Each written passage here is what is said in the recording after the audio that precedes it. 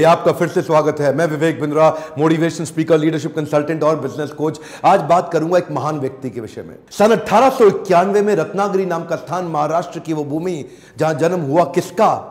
एक profound powerful दलित leader का, एक ऐसे शक्तिशाली पॉलिटिशियन, वुमेन इमेंसिपेटर, एक इकोनॉमिस्ट, एक प्रोलिफिक राइटर, एक थियोरिस्ट, एक ऐसे महान व्यक्ति जो कि बुद्धिज्म का रिवाइवलिस्ट भी था, ह्यूमन राइट प्रोफाउंडर और eminent scholar, razor sharp intelligence. नाम था इनका डॉक्टर भीमराव रामजी अंबेडकर। छोटी उम्र में ही ये रत्नागिरी से सतारा नाम के स्थान, महाराष्ट्र के अंदर जो पुणे के नजदीक है, वहां शिफ्ट हो गए। इनकी माता का देहांत हो गया था छोटी उम्र में। बचपन से ही बड़ी दिल को दहला देने वाली, दुखी कर देने वाली, एक बच्चे को आतंकित, पीड़ित कर देने वाली, तंग करने वाली, परेशान करने वाली कठिनाइयों के दौर से ये गुजरे।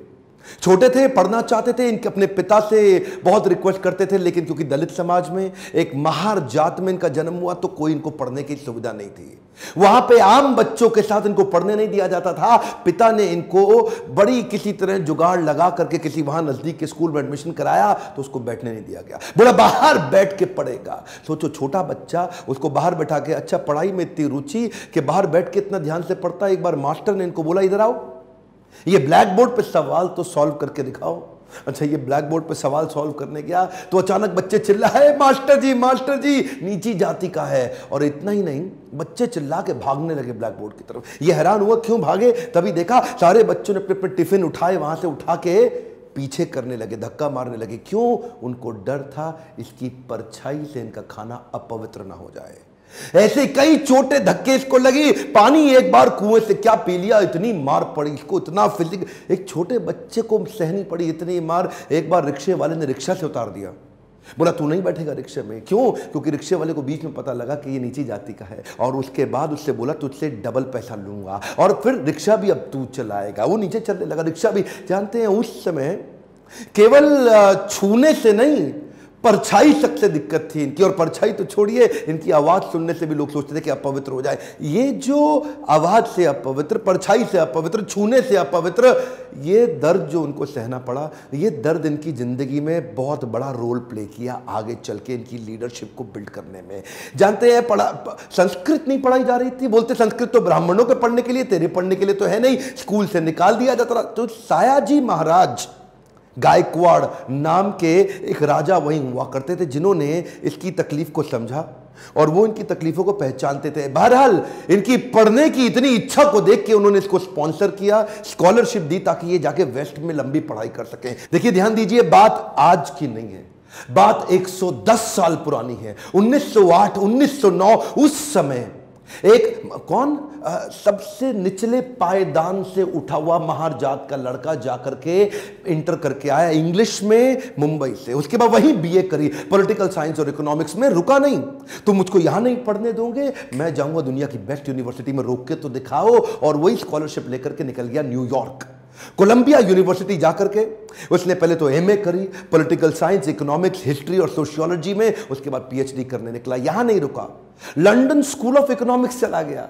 लंदन स्कूल ऑफ इकोनॉमिक्स जाके वहां एमएससी किया, उसके बाद लॉ की पढ़ाई किया, फिर उसके बाद डॉक्टरेट किया, किताब के ऊपर अपनी थीसिस लिखी। ये वही किताब थी जिसके ऊपर आगे जाकर के रिजर्व बैंक ऑफ इंडिया को बनाया गया। महाराजा और बड़ौदा से उनका प्रेम इतना था ना, वो जो सायाजी गायकवाड़ जिन्होंने इनको स्कॉलरशिप दिया था, पढ़ने में इनकी मदद करी थी, दुनिया भर में पढ़ के उनका प्रेम भूले नहीं, वापस उनके पास आ गए।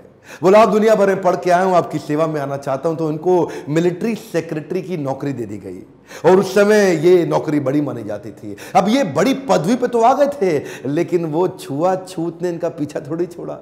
वहां भी जो सरकारी पियोन होता था ना, वो उनको फाइल दूर से फेंक के दिया करता था। बोला तू नीच जात का है, आज गद्दी पे बैठ गया तो क्या, दूर से फाइल फेंकते थे, उसके पास नहीं जाते थे। उनको खाने के लिए बोलते थे बाहर जाके खा। आज भी वो कुएं से पानी नहीं पी सकते थे, इतनी एग्जॉल्टेड पोजीशन पे। बाबा साहब अंबेडकर की तकलीफों का सिलसिला थमा थोड़े ही। अभी तो रमाबाई जिनसे उनका विवाह हुआ था, उनके साथ उनकी 5 संतानें हुई, लेकिन 4 संतानें एक के बाद एक इलाज की सुविधा ठीक से ना मिल पाने के कारण उनके जीवन से चलती चली गई। 4 बच्चों का देहांत हुआ, एक बच्चा बचा, लेकिन पत्नी भी आगे चल के लंबा साथ नहीं दे पाई, वो भी लंबी बीमारी के चलते उनका भी देहांत हो गया।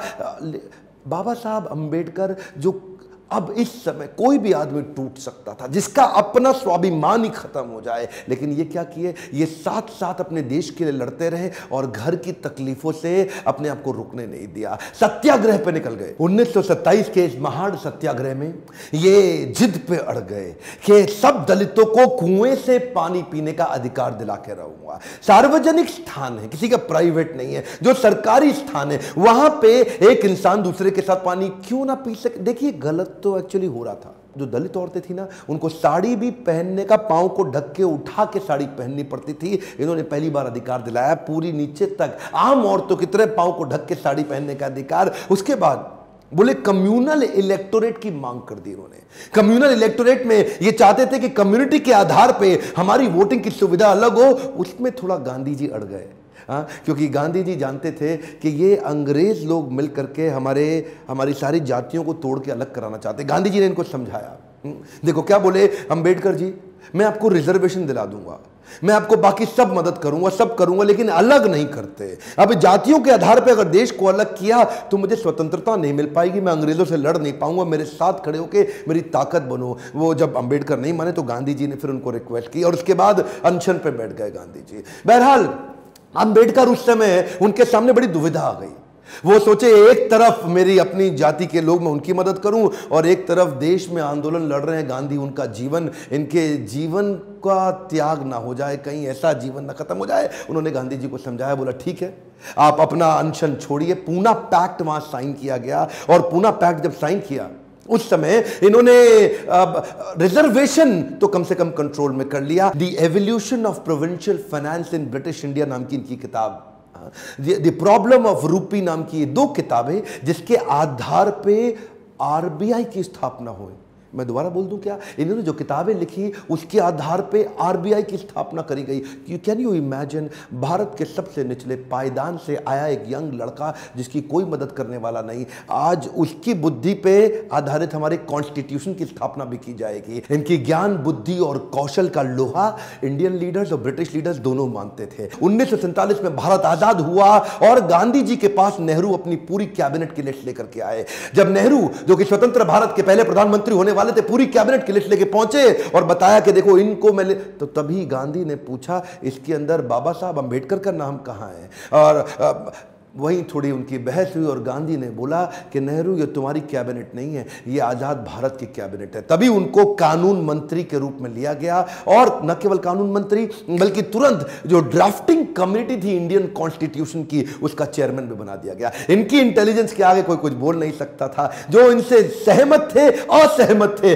दोनों जानते थे कि इस आदमी में बुद्धि बहुत है। बहरहाल मन तो है कि मैं घंटों तक इनके विषय में बात करूं, एक्चुअली मन भरता नहीं है इनके विषय में बात करते हुए। इतने बुद्धिमान व्यक्ति, आगे चल के इन्होंने हिंदू कोड बिल और महिलाओं के लिए बड़े कानूनों के अंदर कई बदलाव लाए। ये वो पॉलिटिकल लीडर नहीं थे जो सत्ता के लिए लड़ते थे, ये लड़ते थे उनके लिए कि देश में कमजोर हिस्से को उठाना देश के हर लीडर की जिम्मेदारी। एक हम टाइम ध्यान दीजिए, चाहे वो महिलाएं हो, चाहे वो जाति धर्म के आधार पे हो, कमजोर हिस्से को आगे बढ़ाना, सपोर्ट करना, तभी देश आगे चलेगा। खुशहाली आएगी तो फायदा सबका होगा। कम ऑन, ध्यान दीजिए, पूरे देश में खुशहाली आएगी तभी फायदा सबका होगा। इनकी भाषा में, इनके भाषण में, इनकी चर्चा में, इनके आचरण में, इनकी किताबों में और ड्राफ्टिंग कमेटी में चेयरमैन होते वक्त कॉन्स्टिट्यूशन को लिखने में सहनशीलता लगातार दिखती रही। अहिंसा परमो धर्म, बौद्ध धर्म को अपनाने लगे।